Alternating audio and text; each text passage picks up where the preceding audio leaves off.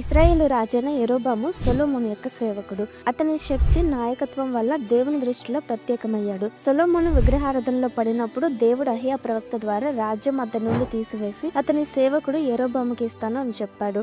అప్పుడు సొలొమోను కోపంతో అతన్ని చంపడానికి ప్రయత్నించగా యెరోబాము ఐగుప్తుకు పారిపోయాడు. తర్వాత రెహబాము కాలంలో ఇశ్రాయేలు రాజుగా అయ్యాడు. రాజ్యం రెండుగా విడిపోయినప్పుడు మందిరం రెహబాము రాజ్యంలో ఉంది. ప్రజలు మందిరానికి వెళ్ళినప్పుడు రెహబాము వైపు తిరిగిపోతారు. రెహబామును రాజుగా చేసుకుంటారు అనే భయంతో యెరోబాము బేతేలు దానులో బంగారు దూడలను ఏర్పాటు చేసి విగ్రహారాధనకు ప్రేరేపించాడు. బేతేలు ఆత్మీయంగా ఎంతో ప్రాధాన్యత కలిగిన స్థలం, యాకోబుకు దేవుడు ప్రత్యక్షమైన స్థలం. కానీ అదే స్థలాన్ని యెరోబాము విగ్రహారాధన కేంద్రంగా మార్చాడు. అప్పుడు దేవుడు ఒక ప్రవక్తను పంపి హెచ్చరించాడు. అతను ఆ ప్రవక్తను పట్టుకోవడానికి చేయి చాపగానే అతని చేయి ఎండిపోయింది. మరలా అతను ప్రార్థించగా తిరిగి మామూలైంది.